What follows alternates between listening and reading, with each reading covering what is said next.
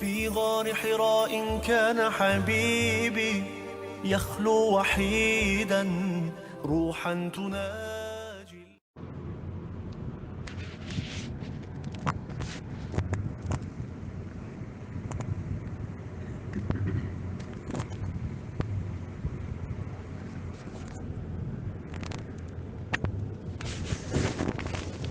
أعوذ بالله من الشيطان الرجيم. بسم الله الرحمن الرحيم. القارعة ما القارعة وما أدراك ما القارعة يوم يكون الناس كالفراش المبثوث وتكون الجبال كالعهن المنفوش فأما من ثقلت موازينه فهو في عيشة راضية وأما من خفت موازينه فأمه هاوية وما أدراك ما هي نار حامية. صدق اللہ العظیم. محترم بھائیوں، دوستوں، بزرگوں، ابھی جو سورت ہمارے سامنے تلاوت کی گئی، یہ سورت مکی سورت ہے. اس میں اللہ تعالیٰ نے کل 11 آیتیں رکھی ہیں، اور اس سورت کا نام سورہ قاریعہ ہے، کیونکہ اس کا پہلا ہی ورڈ، پہلا ہی لفظ اس کا ہے القاریعۃ ما القاریعہ. تو القاریعہ اس کے نام، اس کی وجہ سے اس سورت کا نام بھی سورۃ القاریعہ رکھا ہے. یہ سورت مکے میں نازل ہونے والی ہے، یعنی ہجرت سے پہلے جو صورتیں مکے میں نازل ہوئی. اور علماء فرماتے ہیں کہ عام طور سے نبی اکرم صلی اللہ علیہ وسلم پر جو پورا قرآن اترا، اس کی ترتیب اگر دیکھیں تو ہجرت سے پہلے نازل ہونے والی آیتوں میں عام طور سے احکام کم ملتے ہیں. زیادہ تر ہجرت سے پہلے نازل ہونے والی آیتوں میں یہ مضمون ملتا ہے، جنت کا تذکرہ ہوتا ہے، جہنم کا تذکرہ ہوتا ہے، آخرت کا تذکرہ ہوتا ہے، اللہ پر ایمان لانے کا تذکرہ ہوتا ہے. کیونکہ مکے کی فضا وہ تھی جہاں پر ابھی زمین احکام کے لیے تیار نہیں ہوئی تھی. احکام آئے، کچھ ایسا نہیں کہ بالکل بھی کوئی حکم نہیں آیا، احکام آئے، نماز آئی، اور بھی کچھ احکام آئے، لیکن زیادہ تر احکام جو قرآن کریم میں اللہ تعالیٰ نے نازل فرمائے اور شریعت کے احکام، وہ زیادہ تر مدینہ میں نازل ہوئے.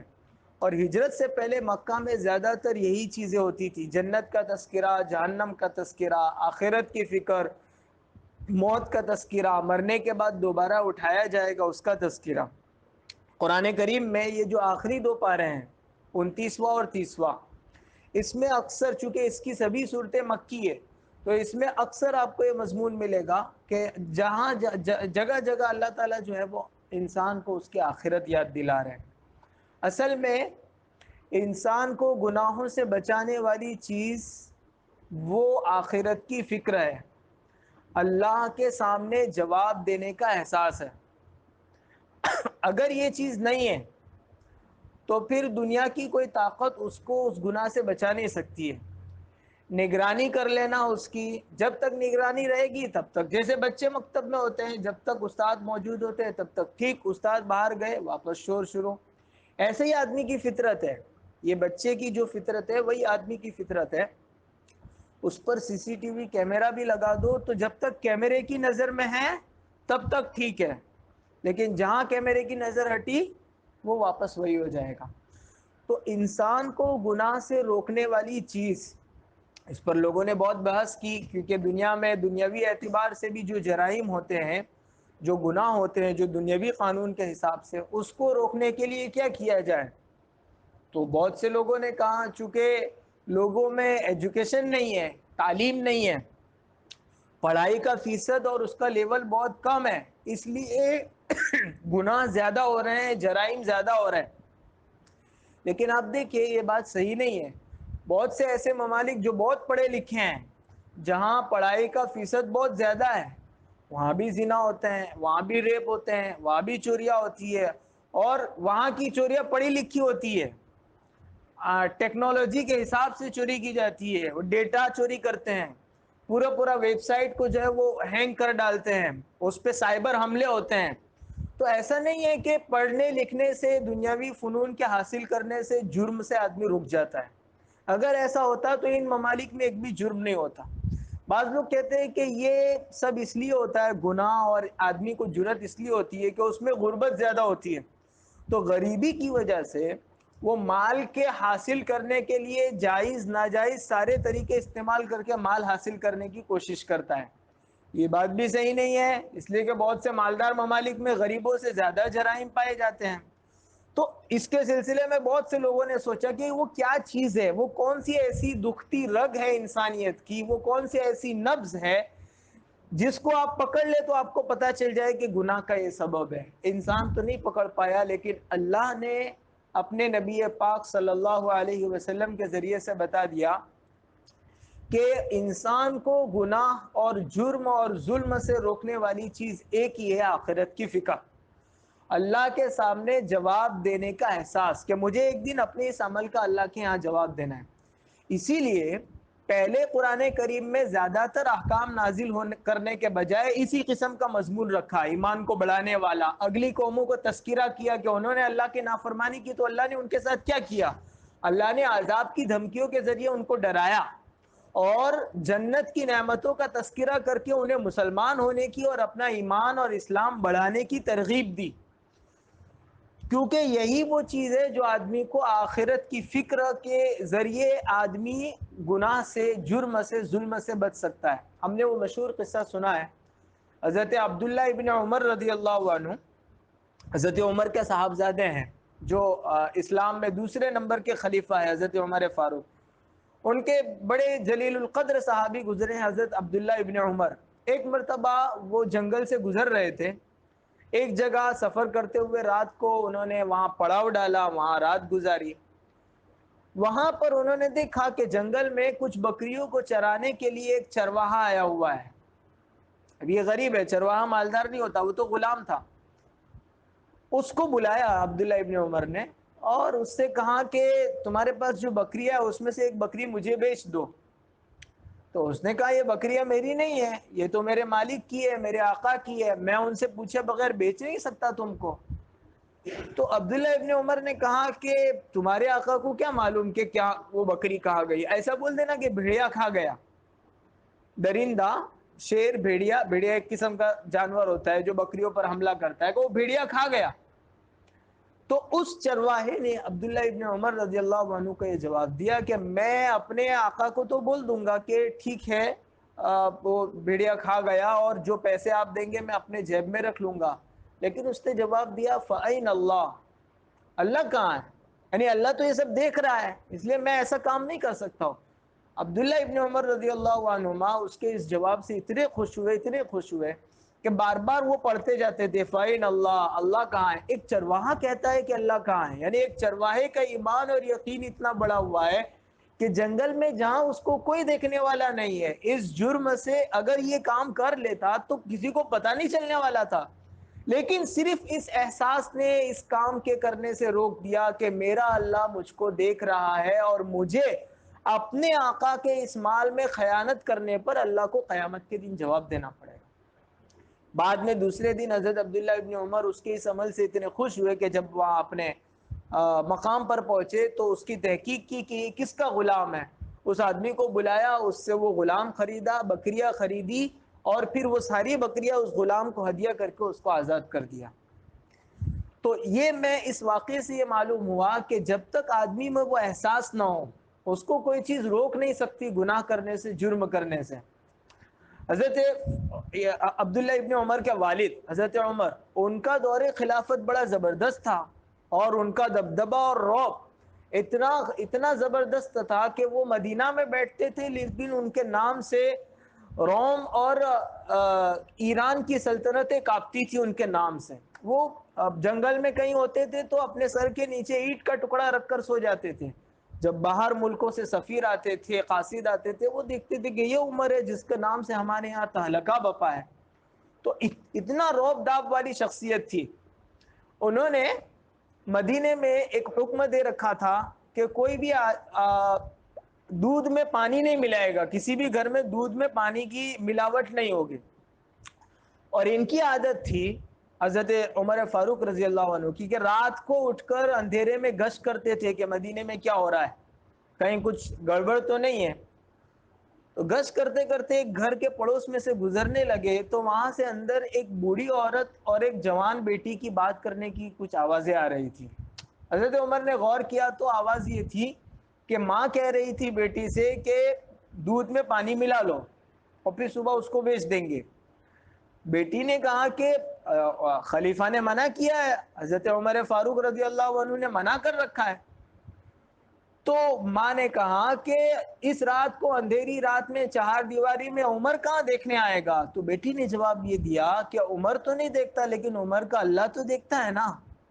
یہ جواب حضرت عمر کو اتنا پسند آیا، آپ وہاں سے چلے گئے، صبح اس گھر کی تحقیق کی اور تحقیق کرنے کے بعد ان کے ایک صاحبزادے تھے عاصم نام کے، ان کا نکاح اس لڑکی سے کروایا.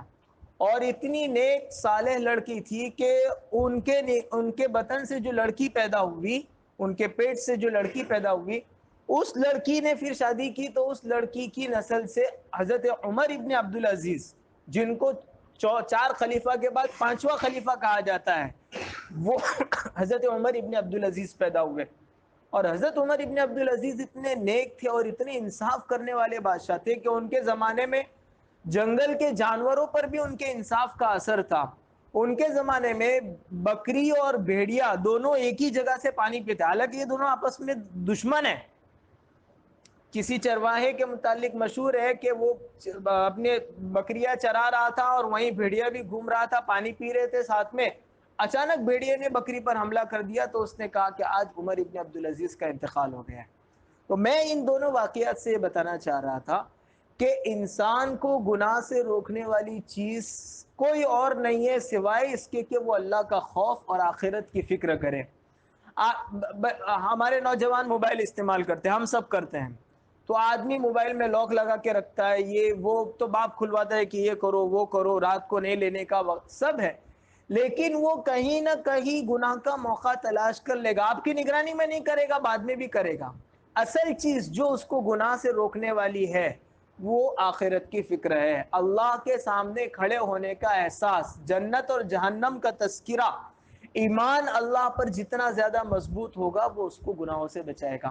اسی لیے ان پاروں میں اور مکی صورتوں میں زیادہ تر یہ مضمون ذکر کیا جاتا ہے کہ آدمی اللہ پر یقین رکھے، جنت اور جہنم کا تذکرہ کرے، قیامت کا چرچا ہو.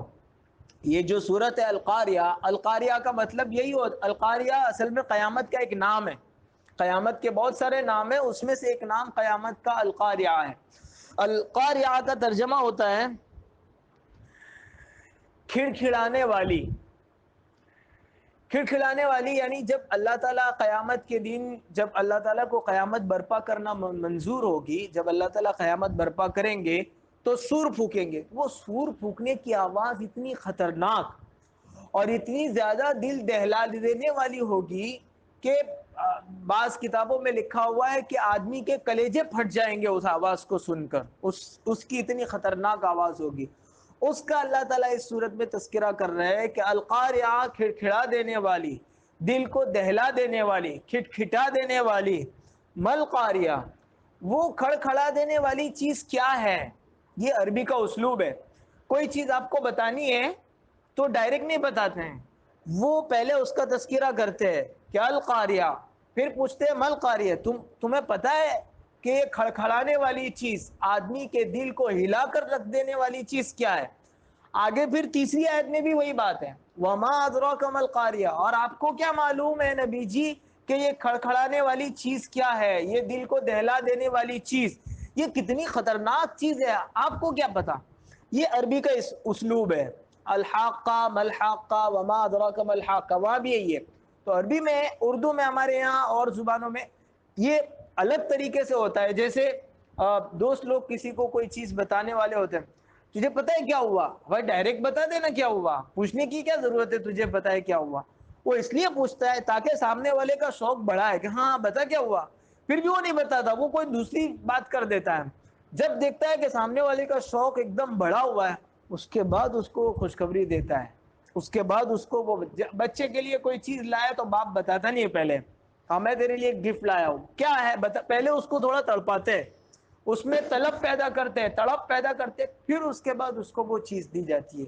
تو اللہ تعالیٰ بھی قرآن کریم میں یہ اسلوب بہت سی جگہ حضور اکرم صلی اللہ علیہ وسلم نے احادیث میں بھی استعمال فرمایا کہ پہلے انسان میں طلب پیدا کی, اب جب سب کے کان کھڑے ہو گئے کہ کیا چیز ہے کھڑکھڑانے والی, یہ کیا چیز ہے جو آدمی کے دل کو بھی ہلا کر رکھ دیتی ہے, وہ دل جس کی مضبوطی کے بڑے گن گائے جاتے ہیں وہ اس سے دہل جائے گا.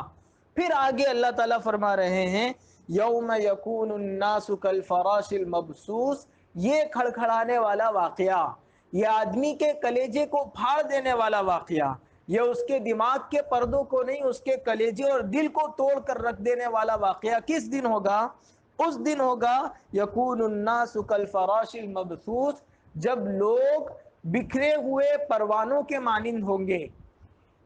یہ لائٹ جلتی ہے تو جو چھوٹے چھوٹے کیڑے اس پر آتے ہیں, یا کبھی لائٹ چلی جاتی ہے اور ہم موم بتی جلاتے ہیں تو چھوٹے چھوٹے کیڑے جو اس پر آتے ہیں اس کو کہتے ہیں اردو میں پروانے, پتنگے.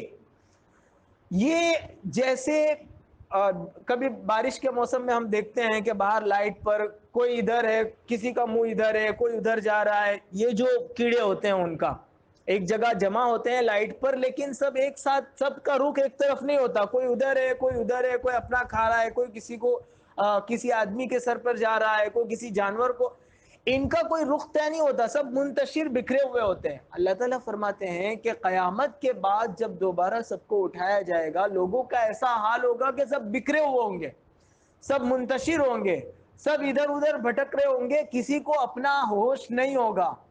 اسی چیز کو اللہ تعالیٰ نے دوسری جگہ, یا 29ویں پارے میں ہی غالباً ہے, کأنہم جراد منتشر, گویا لوگ ایسے ہوں گے جیسے بکھری ہوئی ٹڈیاں.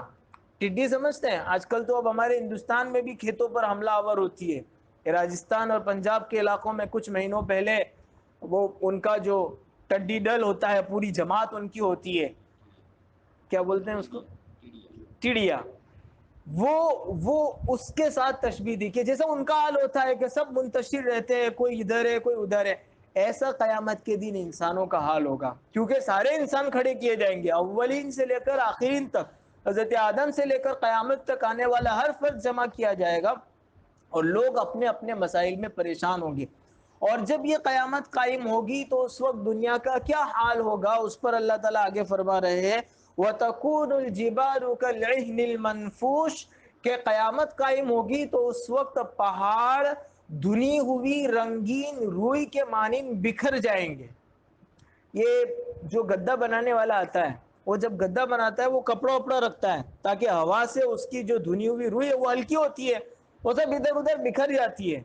تو پہاڑ جس کی مضبوطی کے لیے ہم آج کل مثال دیتے ہیں کہ کوئی آدمی مضبوط ہوتا ہے تو کہتے ہیں کہ ماشاءاللہ پہاڑ کی طرح مضبوط ہے, تو اتنا مضبوط پہاڑ بھی انسانوں کا تذکرہ نہیں ہے, جانوروں کا نہیں ہے. اللہ فرما رہے ہیں کہ جب سور پھونکا جائے گا تو پہاڑ ایسے, قیامت قائم ہوگی تو پہاڑ ایسے ہوا میں اڑیں گے جیسے روئی اڑتی ہے, جیسے کاغذ کے پرزے اڑتے ہیں, ویسے. کبھی کبھی سونامی آتی ہے, طوفان آتا ہے, تو ہم اللہ تعالیٰ ہلکا سا اس کا نظارہ کرواتے ہیں کہ قیامت کے دن کیا ہوگا. تو اللہ تعالیٰ فرماتے ہیں کہ یہ بڑے بڑے پہاڑ روئی کے گالوں کے مانند اڑتے ہوئے ہوا میں نظر آئیں گے. بعض روایتوں میں ہے کہ ابھی جو زمین ہے وہ چٹیل نہیں ہے, اللہ تعالیٰ نے جب زمین کو پانی پر بچھایا تو زمین بہت ہل رہی تھی, تو پھر اللہ تعالیٰ نے اس پہ خلیہ کے میخ کے طور پر اس پہ پہاڑ گاڑ دیے سب جگہ تاکہ زمین ہلے نہیں. جب اللہ تعالیٰ قیامت قائم کریں گے تو پھر یہ زمین جو ہے وہ بالکل سپاٹ ہو جائے گی, یہ جو ابھی پہاڑوں والا حصہ ہے وہ سب ختم ہو جائے گا. 16ویں پارے میں اللہ تعالیٰ نے کہا وَيَسْأَلُونَكَ عَنِ الْجِبَالِ فَقُلْ يَنْسِفُهَا رَبِّي نَسْفًا فَيَذَرُهَا قَاعًا صَفْصَفًا, کہ لوگ پہاڑوں کے بارے میں پوچھتے ہیں کہ پہاڑوں کا کیا ہوگا. اللہ فرماتے ہیں ہم اس کو ریزہ ریزہ کر دیں گے, بڑے بڑے مضبوط پہاڑ مٹی کے مانند بکھر کر زمین کے برابر ہو جائیں گے. یہ اللہ تعالیٰ قیامت کے دن کرنے والے ہیں. پھر کیا ہوگا؟ آگے اللہ تعالیٰ فرماتے ہیں فَأَمَّا مَنْ ثَقُلَتْ مَوَازِينُهُ، اس دن جس کے نامہ اعمال وزنی رہیں گے، جس کا نامہ اعمال بھاری ہو جائے گا، فَهُوَ فِي عِيشَةٍ رَاضِيَةٍ، وہ اپنی من پسند خوش عیش والی زندگی میں رہے گا۔ دنیا میں جو آدمی رب کے پسند کی زندگی گزارے گا، اللہ تعالیٰ قیامت کے دن اس کو من پسند زندگی عطا فرمائیں گے۔ فَأَمَّا مَنْ ثَقُلَتْ مَوَازِينُهُ، اللہ تعالیٰ ہمارے جو اعمال ہیں ان اعمال کا اللہ کے یہاں وزن ہوگا، باقاعدہ ترازو ہوگی اور ترازو میں وزن ہوگا۔ سوال یہ ہے کہ اللہ تعالیٰ ترازو میں وزن کیوں فرمائیں گے؟ اللہ تعالیٰ کو معلوم نہیں ہے کہ کس نے کیا کیا؟ سب معلوم ہے، اللہ تعالیٰ عالم الغیب ہے، ذرے ذرے کو جاننے والے ہیں۔ پھر کیوں اللہ تعالیٰ ڈائریکٹ فیصلہ نہیں فرمائیں گے، بلکہ پہلے وزن ہوگا اور عدالت کی طرح پورا گواہ پیش کیے جائیں گے، سامنے انسان سے قبول کروایا جائے گا، اس کے بعد اللہ تعالیٰ کے یہاں سے فیصلہ ہوگا کہ یہ جنت میں جائے گا کہ جہنم میں۔ ایسا اس لیے ہے کہ اللہ تعالیٰ چاہے تو ایسا کر سکتے ہیں، ڈائریکٹ فیصلہ فرما سکتے ہیں، لیکن اللہ تعالیٰ نے ایسا نظام بنایا ہے کہ آدمی خود قبول کرے گا کہ میرے ساتھ ظلم نہیں ہوا، انصاف ہوا۔ باقاعدہ دنیا میں جیسا عدالت کا نظام ہو، جیسے دنیا کا کوئی چیف جسٹس ہے، کوئی عدالت کا کوئی قاضی ہے، اس کو اگر معلوم ہے کہ اس نے فلانے کے ساتھ ایسا کیا ہے، اس نے دیکھا ہوا ہے، اس کو پکا معلوم ہے کہ یہ مجرم ہے، تو بھی ڈائریکٹ وہ فیصلہ نہیں کر سکتا، اس کے یہاں تو پوری کارروائی چلے گی، کون گواہ ہے، کس نے دیکھا، کیا ہوا، پھر اس کے بعد وہ فیصلہ۔ اپنے یقین کی بنیاد پہ قاضی بھی دنیا میں فیصلہ نہیں کرتا ہے۔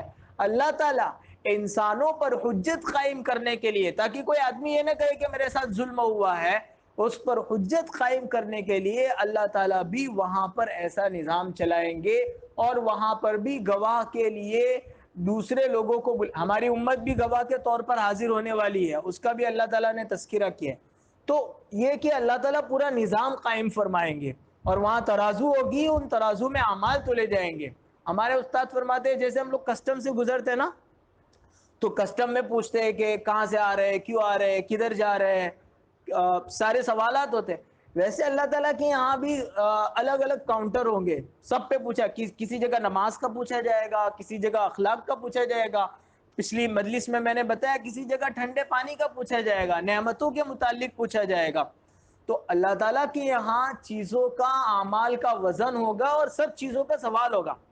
اچھا دیکھو، اللہ تعالیٰ نے یہ نہیں فرمایا کہ کون کتنی نیکی لائے گا، اللہ تعالیٰ وزن فرمائیں گے، یعنی اعمال کی گنتی نہیں ہوگی، اعمال کا وزن ہوگا۔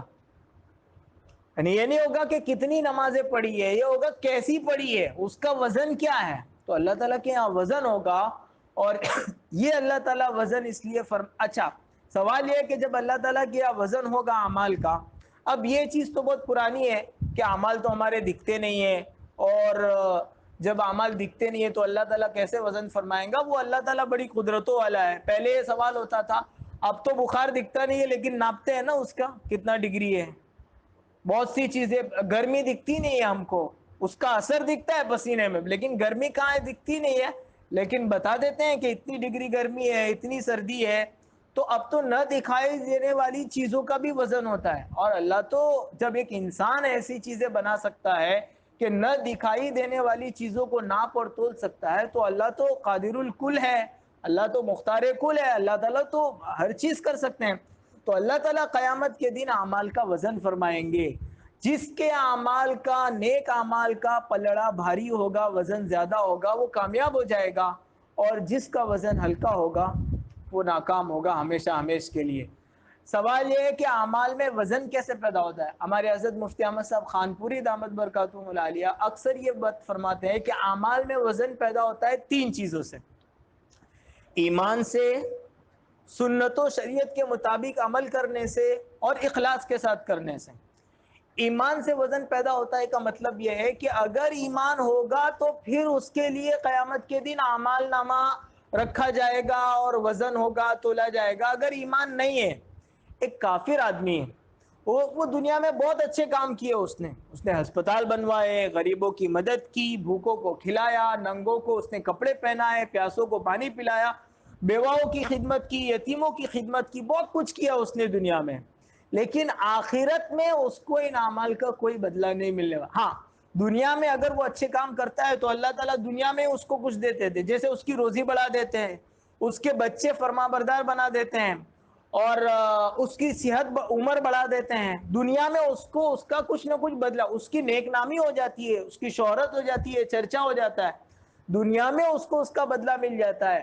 آخرت میں بغیر ایمان کے کتنی بھی نیکی کر لے، کتنے بھی اچھے کام کر لے، ایک روپے کے برابر بھی آخرت میں فائدہ نہیں ہونے والا۔ اللہ تعالیٰ فرماتے ہیں وَقَدِمْنَا إِلَى مَا عَمِلُوا مِنْ عَمَلٍ فَجَعَلْنَاهُ هَبَاءً مَنْثُورًا، کہ ہم قیامت کے دن کافروں کے ان اعمال کی طرف جب متوجہ ہوں گے تو وہ پہاڑ جیسے جو اعمال لائے تھے نا، وہ سب ہوا میں بکھر کے ختم ہو جائیں گے۔ ان کے نیک اعمال پر آخرت میں ان کو کوئی اجر نہیں ملے گا۔ اللہ تعالیٰ نے سورہ کہف کے بالکل اخیر میں فرمایا قُلْ هَلْ نُنَبِّئُكُمْ بِالْأَخْسَرِينَ أَعْمَالًا، اے نبی جی آپ کہہ دیجئے کہ کیا ہم تم کو بتائیں ایسے لوگ جو اعمال کے اعتبار سے بہت گھاٹے میں رہے ہیں؟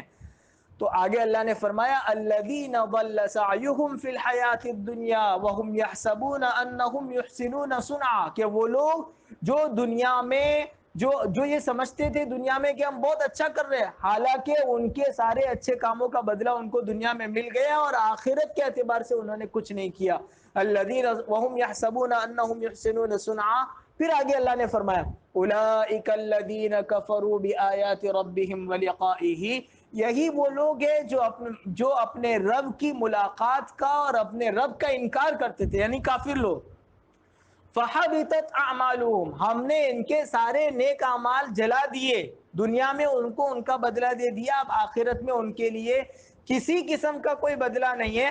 آگے اللہ فرماتے ہیں فَلَا نُقِيمُ لَهُمْ يَوْمَ الْقِيَامَةِ وَزْنًا، ان کے لیے ترازو رکھنے کی ضرورت ہی نہیں ہے، یعنی ترازو تو اس کے لیے رکھی جائے گی جو مسلمان ہوگا کہ نیک عمل زیادہ ہے کہ برے عمل زیادہ ہے، اچھا کام زیادہ کیا ہے کہ برا کام۔ لیکن اگر کافر آئے گا تو نیکی تو سب سے بڑی نیکی ایمان ہے، اور وہ چابی ہی نہیں ہے جو ترازو کو کھولے، تو اس کو تو ڈائریکٹ جہنم میں بھیج دیا جائے گا۔ تو کافر کے متعلق اللہ تعالیٰ فرماتے ہیں کہ ہم ان کے لیے نامہ اعمال، ان کا جو ترازو وزن ہوگا وہ قائم ہی نہیں کریں گے۔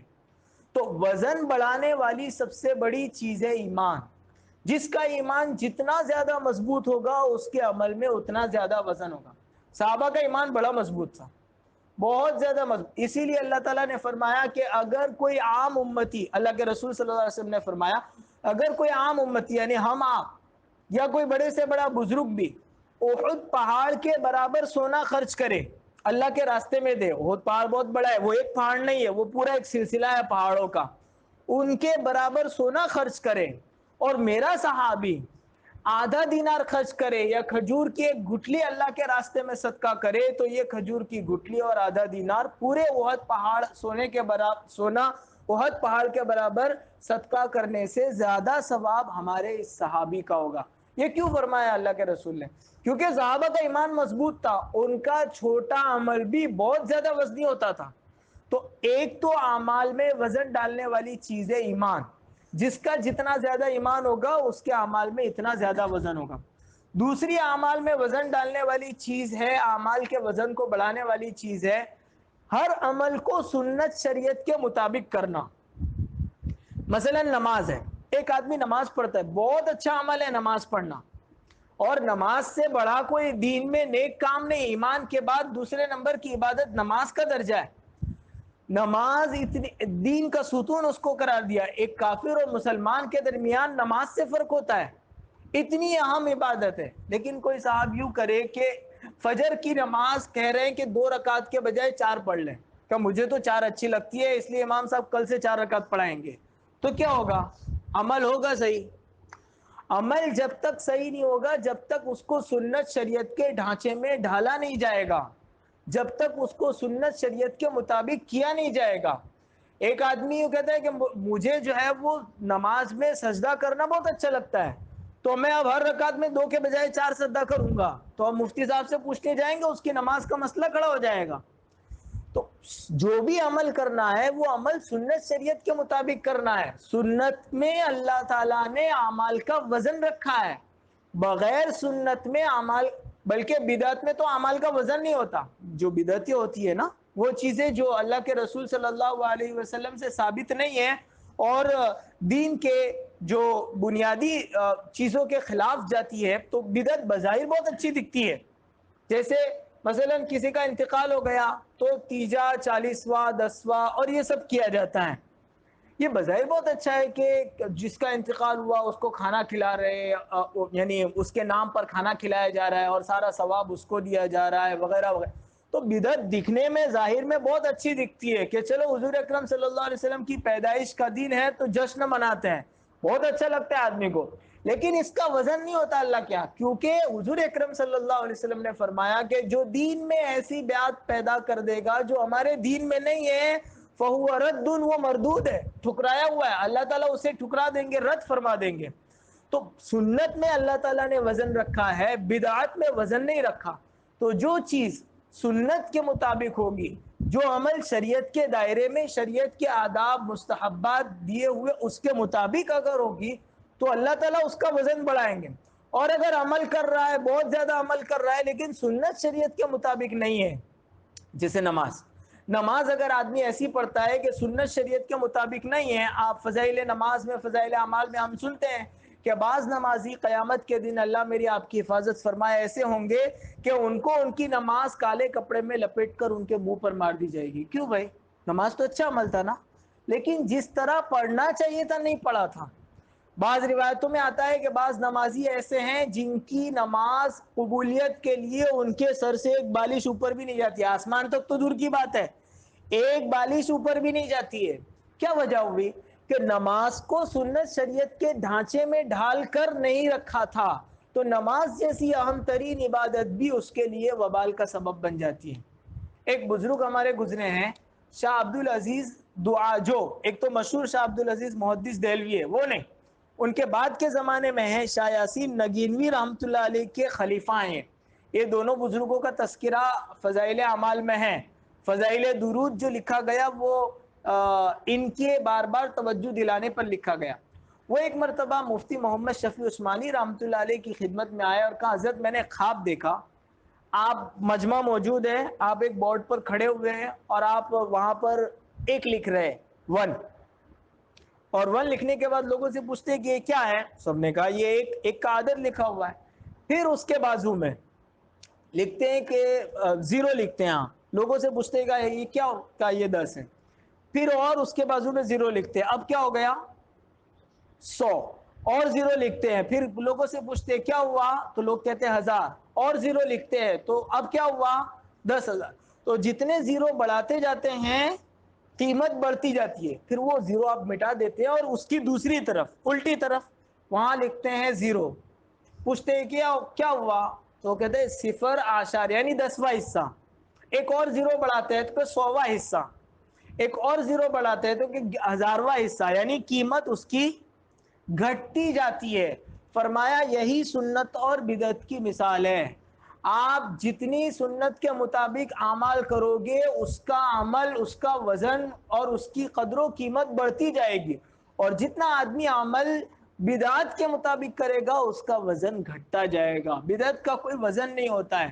تو اعمال میں وزن پیدا کرنے کے لیے اور قیامت کے دن اپنے نامہ اعمال کو وزنی کرنے کے لیے, جیسے یہ نوجوان حضرات جم میں جاتے ہیں اور پھر وہ ویٹ کے لیے کھڑے رہتے ہیں, تو وہ اپنے ٹرینر سے پوچھتے ہیں میں کیا کھاؤں میرا وزن بڑھے گا, انڈا, فلانا, شہد, یہ وہ, کھجور, وہ پوچھتا ہے. اللہ تعالیٰ نے بھی اپنے رسول اکرم صلی اللہ علیہ وسلم اور صحابہ کے ذریعے اور امت کے علماء کے ذریعے امت کو یہ بتایا ہے کہ وہ کون سی چیزیں ہیں جو آدمی کے اعمال کو وزنی کر کے قیامت کے دن اس کے نیکی کے پلڑے کو جھکانے والی بنے گی. پہلی چیز تھی ایمان, اور دوسری چیز ہے سنت اور شریعت کے مطابق عمل کرنا. تیسری چیز جس سے اعمال میں وزن آتا ہے وہ ہے اخلاص, اللہ کے لیے کرنا. اللہ کے لیے کیا جانے والا معمولی سا عمل بھی آدمی کی نجات کا ذریعہ بن جاتا ہے, اور اللہ کے علاوہ کسی اور کو دکھانے کے لیے کیا جانے والا حج اور عمرہ بھی آدمی کے لیے وبال کا سبب بن جاتا ہے. اس لیے نیکی جب بھی آدمی کرے اپنی نیت کو ضرور ٹٹولے کہ میں کس کے لیے کر رہا ہوں. بڑے سے بڑے عمل میں نیت کی خرابی کی وجہ سے وہ عمل رد ہو جاتا ہے.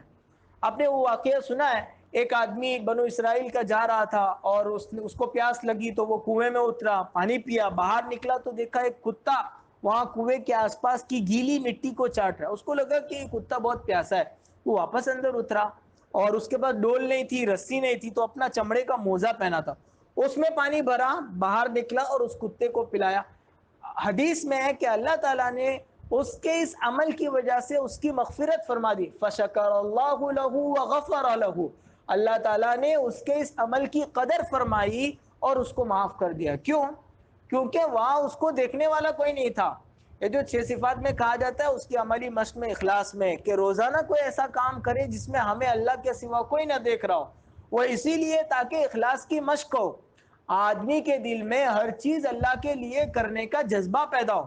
بخاری شریف میں تو ایک روایت یہاں تک ہے کہ ایک آدمی راستے سے جا رہا تھا, راستے میں کچھ کانٹا واٹا پڑا ہوا تھا, وہ اس نے ہٹا کر سائڈ میں رکھ دیا. اس کے صرف اس ایک عمل کی وجہ سے اللہ تعالیٰ نے اسے جنت دے دی. ہم بھی راستے سے جاتے ہیں, چیزوں کو ہٹاتے بھی ہیں, ایسی کوئی چیز ہوتی ہے تو ہٹاتے بھی ہیں, لیکن نیت ہماری ہونی چاہیے کہ میں اللہ کے لیے کر رہا ہوں, کسی کو تکلیف نہیں ہوگی.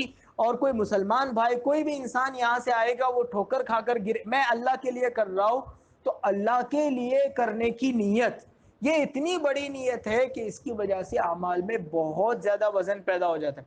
بعض روایتوں میں ہے کہ اللہ تعالیٰ قیامت کے دن فرمائیں گی کہ جس نے میرے لیے عمل کیا ہے وہ مجھ سے آ کر بدلہ لے لے, اور جس نے ابو کو اب ایسا نہیں ابو کو دکھانے کے لیے, میں سمجھا رہا ہوں, اور جس نے ابو کو دکھانے کے لیے نماز پڑھی تھی وہ ابو سے لے لے, جس نے استاد کو دکھانے کے لیے نماز پڑھی تھی وہ استاد سے اس کا بدلہ لے لے, جس نے اپنے بتوں کے لیے پوجا کی تھی وہ اپنے بتوں, جس نے جس کے لیے عمل کیا تھا اس کے پاس سے بدلہ لے, جس نے ہمارے لیے کیا تھا وہ آوے ہمارے پاس.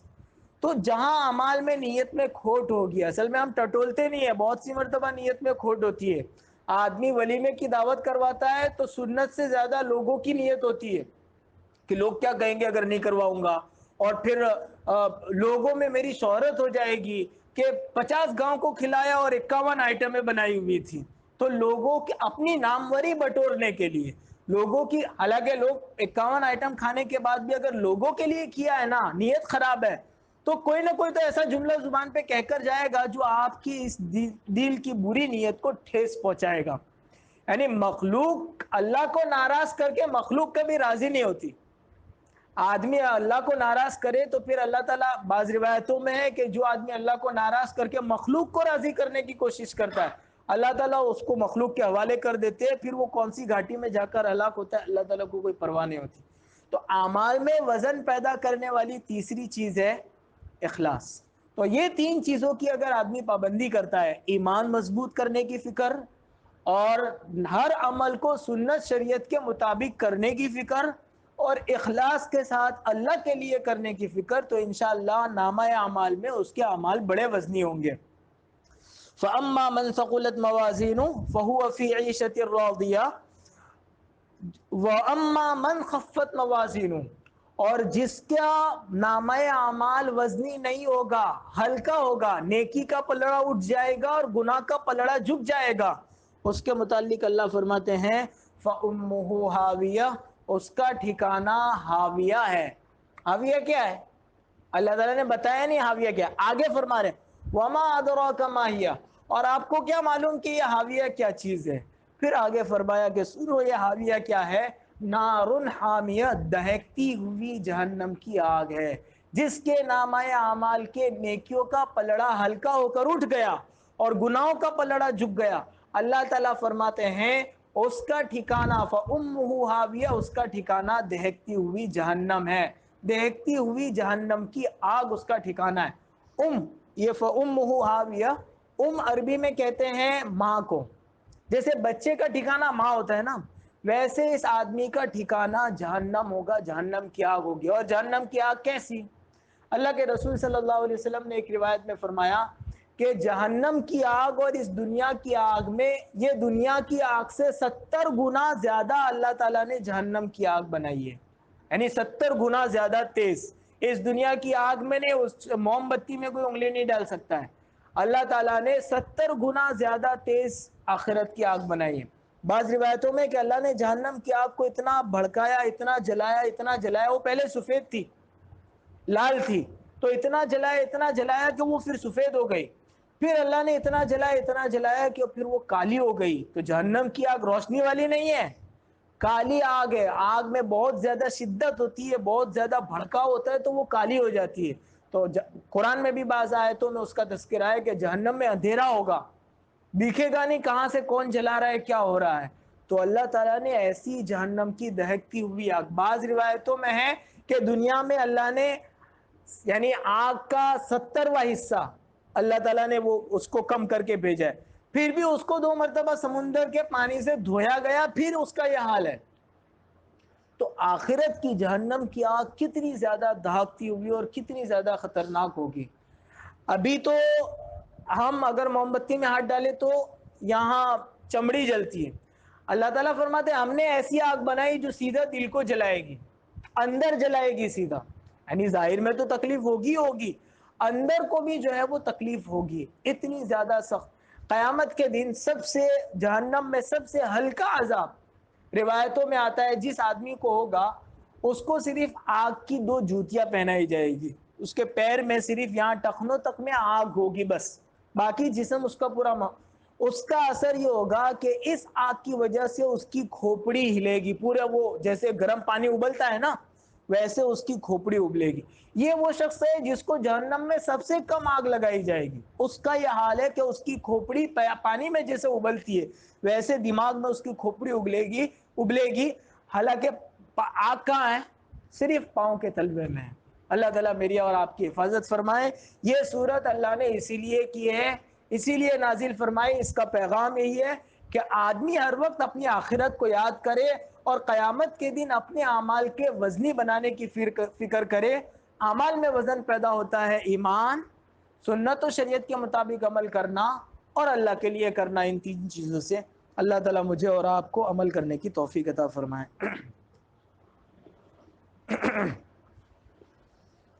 سبحان اللہ وبحمدہ، سبحانک اللہم وبحمدک وتبارک اسمک وتعالی جدک ولا الہ غیرک. اللہم صلی وسلم وبارک وانعم علی سیدنا و مولانا محمد وعلی آل سیدنا و مولانا محمد. ربنا آتنا فی الدنیا حسنہ وفی الآخرۃ حسنۃ وقنا عذاب النار. ربنا ظلمنا انفسنا وإن لم تغفر لنا وترحمنا لنکونن من الخاسرین. اے اللہ ہم سب کے گناہوں کو معاف فرما، اللہ ہماری سیئات کو حسنات سے مبدل فرما. اے اللہ ہم سب کو نیکیوں کا کرنے والا اور گناہوں سے بچنے والا بنا. اللہ نیکی کی محبت ہمارے دلوں میں ڈال دے، اللہ گناہوں کی نفرت ہمارے دلوں میں ڈال دے. اے اللہ اعمال کو وزنی بنانے کی فکر کرنے والا بنا. اللہ ایمان کو، ہمارے ایمان کو مضبوط فرما. اللہ ہمیں ہر عمل سنت اور شریعت کے مطابق کرنے کی توفیق عطا فرما. اے اللہ دنیا والوں کے لیے کیے ہوئے اعمال کو ضائع کرنے سے اللہ حفاظت فرما. اے اللہ تیرے لیے عمل کرنے کی توفیق عطا فرما. اللہ آخرت میں ہماری جہنم سے اللہ نجات کے فیصلے فرما، جنت میں اولین دخول نصیب فرما. اے اللہ جتنے مقروض ہیں ان سب کے قرضوں کی ادائیگی کی غیب سے شکلیں اور صورتیں پیدا فرما. ہمارے یہاں جن کی ریاض بھائی کی دادی کا انتقال ہو گیا، اللہ ان کی بھی مرحومہ کی خوب خوب مغفرت فرما، ان کے حسنات کو قبول فرما، سیئات سے درگزر فرما. قبر کو جنت کا ایک باغیچہ بنا، جنت الفردوس میں اعلیٰ مقام نصیب فرما، کروٹ کروٹ جنت نصیب فرما. اے اللہ وہ جو نیک عمل کرتے تھے اور ان کے نیک اعمال کی بدولت گھر والوں کو، بستی والوں کو اور پورے محلے اور دنیا کو ان کے وجود سے جو خیر آپ نے جاری فرمائی تھی اللہ اس کو جاری فرما. اور ان کے وجود سے جن شرور سے حفاظت کر رکھی تھی اللہ اس سے ہماری حفاظت فرما. پیچھے رہ جانے والے رشتہ داروں کو صبر کرنے کی توفیق عطا فرما، تجھ سے ثواب کی امید رکھنے کی توفیق عطا فرما. اے اللہ وہ جو نیک کام کرتے تھے اللہ ہم پیچھے والوں کو بھی ان نیک اعمال کے کرنے کی توفیق عطا فرما. اے اللہ ہم سب کے گناہوں کو معاف فرما، ہماری ساری ضروریات پوری فرما. ہماری آج کی اس مجلس کا ثواب ہماری دادی ریاض صاحب کی دادی مرحومہ کو اور ہماری بستی کے جملہ مرحومین کو ہماری ان مجالس کا ثواب ہم پہنچاتے ہیں. اے اللہ تو اپنے یہاں اسے قبولیت عطا فرما. اے اللہ قبولیت عطا فرما کر ان کے حق میں بہتری کے فیصلے فرما.